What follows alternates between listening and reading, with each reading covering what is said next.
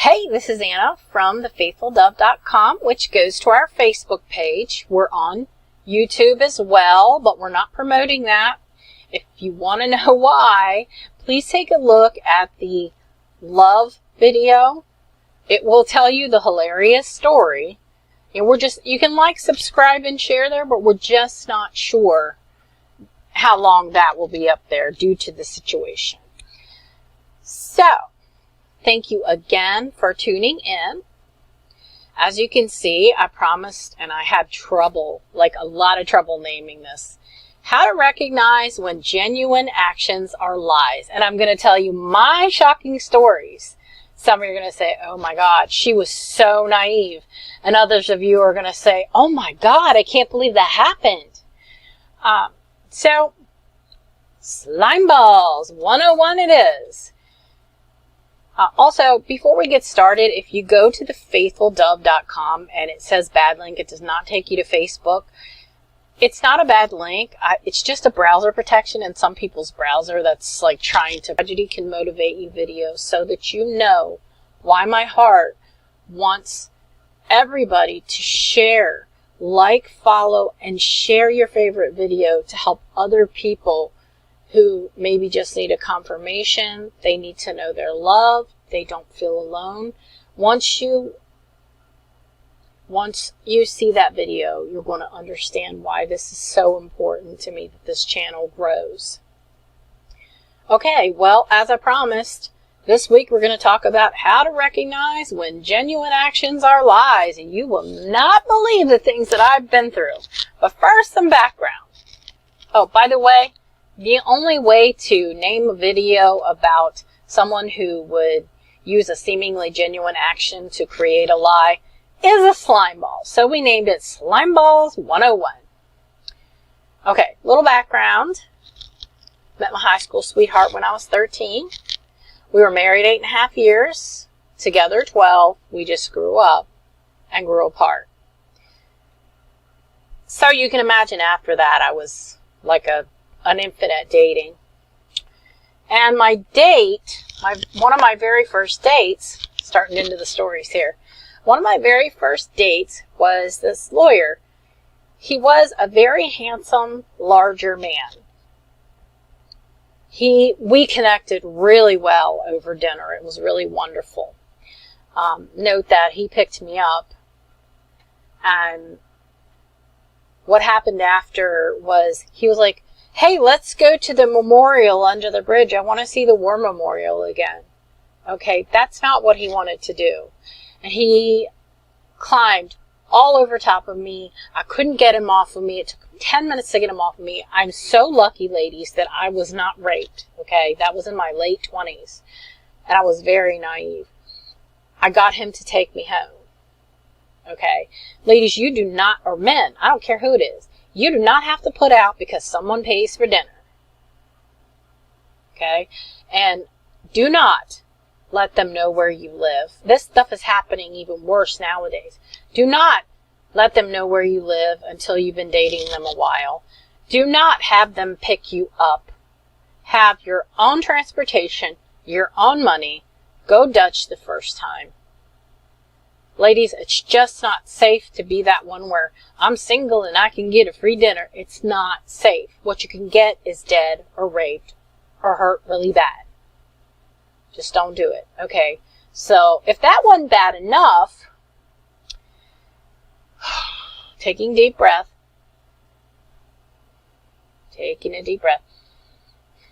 second date, I dated him for a month, and he said, I want to meet your dad. I'm very traditional. I want to ask for your hand. Okay, I'm fine with this. I'm very close with my dad, and I trust in my dad's opinion. So we went to my dad's house. He shook my dad's hand, looked in his eye, and said he would like to have my hand. Not long after that, I found out he was married. Oh! Okay, and if that wasn't bad enough, here's another one. A very cute Korean guy. Oh, he was gorgeous, successful, almost up to his PhD, his family, you know, he had it going on. Well, he came over to my house on one of our dates, pinned me up against the wall, and tried to force me to do it with him because he said that he came up during a time normally every day that he, my dog was growling and snapping at him. She was Bernie's mountain dog. He said he was going to punch her in the nose and he would hurt her. Okay. I did not sleep with him. I don't know how I got out of that, but I got myself out of that. Okay. Another one. Okay, first of all, I would like to say this doesn't have to be dating. This can be friends, coworkers, families. Well, people you think are your friends. Obviously, they're not. Anyone who does anything that is a seemingly genuine action for the purpose of lying. And that could be like you post something on a yard sale site and somebody doesn't show up and they tell you that they're showing up, or they show up late, anything disrespectful. Oh yes, and their reason, oh yes, I really need this for my daughter's room because she's like 2 and it gets really hot in there, or I need it for my grandma, just to urge you to give it to them or sell it. And then they turn around and either they don't show up. They wanted to be on the top of the list is what they wanted. Or they show up late. I ain't going to go there because it just happened to me today. Okay, but the worst one, yes, but to me, I got out of all those other ones. The worst one was I was working for a newspaper delivery service. I was contracted out. So in that respect, you have to get your own subs. I spent all the time, references, these subs. They didn't show up the first day. It was a husband and wife team, young people. They didn't show up the first day. When I finally got a hold of them, we had to take our 8-year-old daughter to the emergency room. She almost died. Now, who's going to question that? But guess what? Later the truth came out. Their daughter was not even sick. Who does that? Who would use their family member? It's like making a wish for that to happen. Who would do that? Okay? Not respectful at all. So then, yes, I was a bit naive. So how then do you recognize someone's really has good intentions? We're going to go over a couple of things. One starts with a magazine I read years ago. I don't know, it was one of them women's magazines, it's been years, that I found to remain true over the entire time. This is why getting to know somebody online first is good. 1, their profile. If they haven't taken the time to write about themselves, even a paragraph, if they just tell you to ask, they're going to put that same energy into your relationship, which is nothing. Time and time again, 100%. If they don't show up online for weeks at a time, or even a week at a time, they're temporary love enthusiasts. In other words, I'm lonely tonight and I want attention. They're going to put the same effort into your relationship. If ladies, I don't care how cute they are, if they tell you in their profile, and guys, doesn't matter who, if they tell you in their profile, if they don't mention anything about wanting a serious relationship, they don't. If you ask them and they say, yeah, eventually, they don't. Okay? People, think about how we work as humans and the chemistry of our body and the chemistry of attraction. We are driven when we want something, when we want someone to go get it. We put effort into it. If they're avoiding you, but they say that they want to be with you, they want you to be there when they want you to be there. They're not going to put the effort in that you need to have a serious relationship. If you get together, say you've been dating for a couple of months and you decide to sleep together. If you sleep with them and that's all you do is go there, sleep with them, that's not a relationship. That's casual sex. Okay? If they say that they care about you, that you tell them, here Mittens is a whiny, clingy cat. If you tell them that you love them, say after 3 or 4 months, and they don't say it back, but they say, I feel the same, they have commitment issues. Your love is not going to change their commitment issues. They have to change their commitment issues. If you're last on the list, you're last on the list. They're not ready for a relationship. And by putting that on a website or leading you on saying, I feel the same way,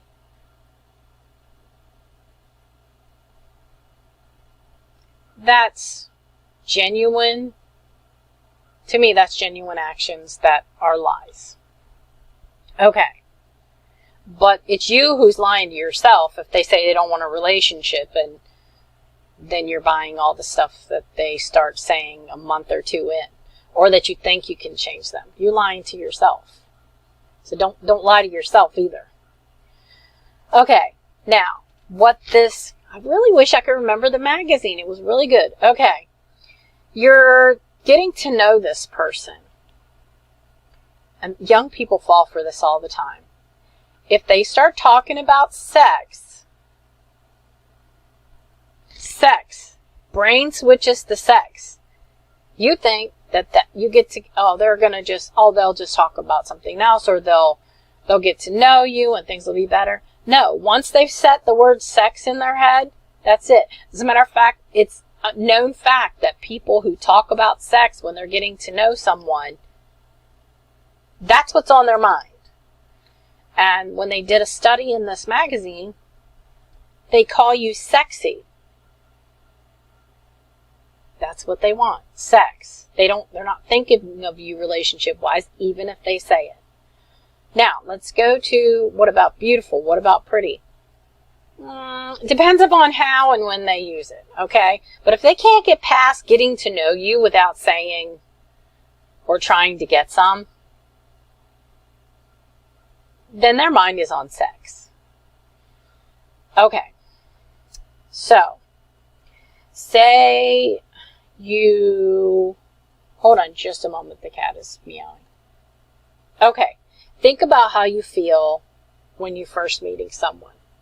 Everybody's a little nervous. And the more important it is to you, you're going to be nervous. If you meet someone and they are way too confident, literally, they are way too confident. And they're faking.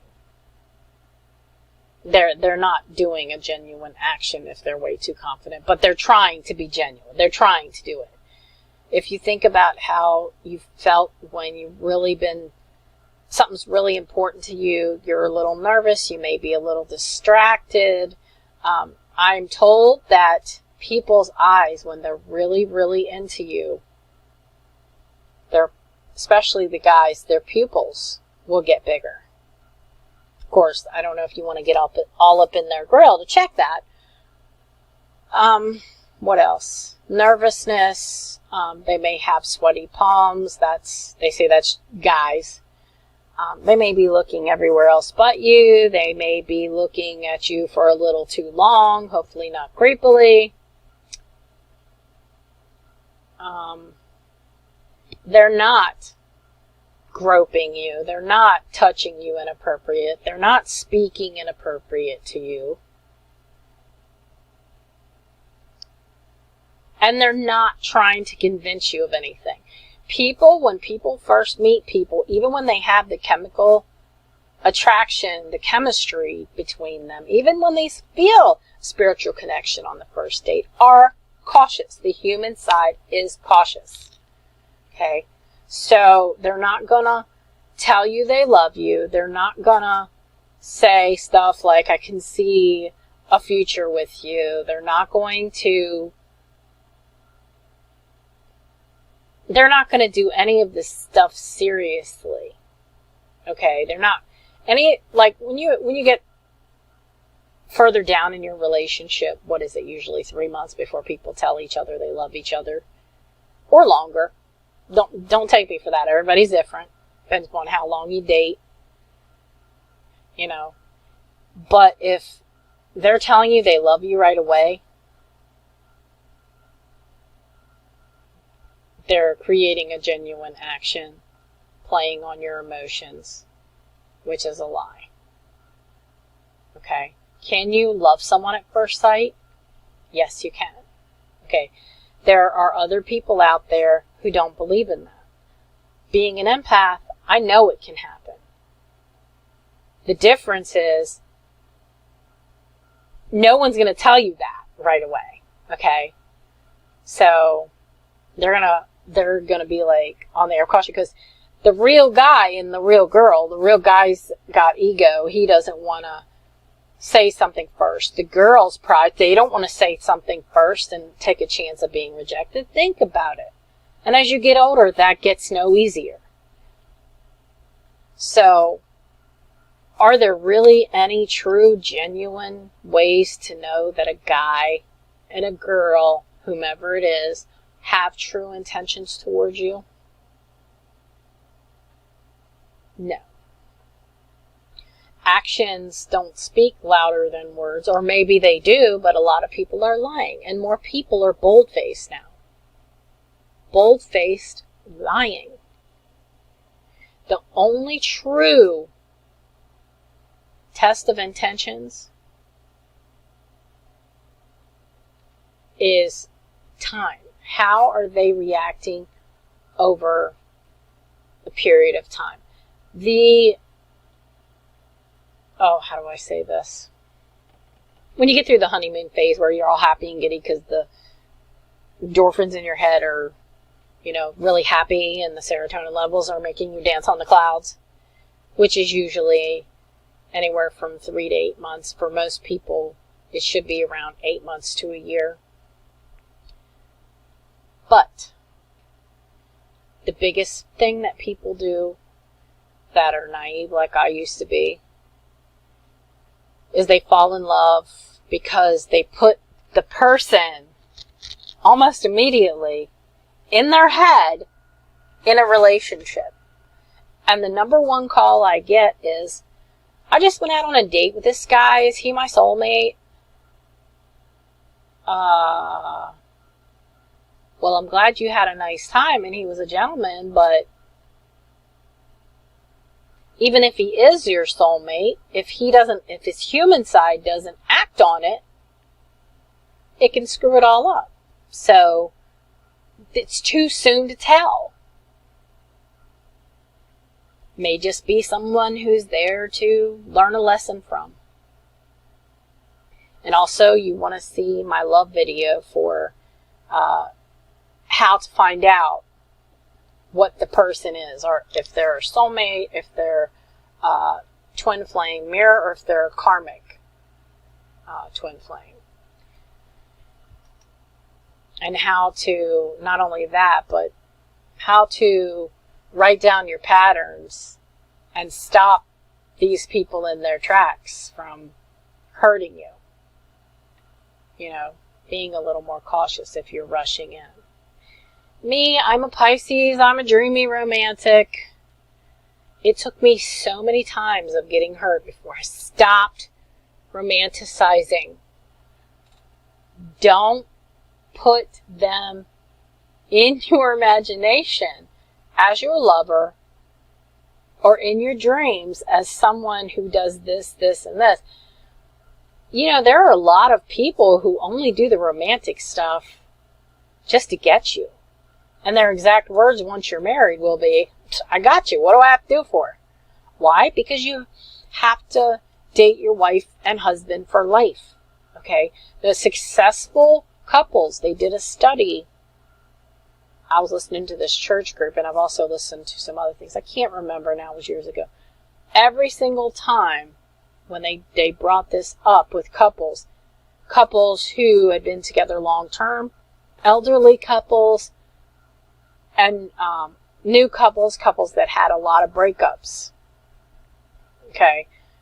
The number one thing for a successful relationship besides compatibility is the time put in to nurturing the relationship. These people actually said, yes, I have kids, but they know every day at 3:30 we have a half an hour coffee and conversation.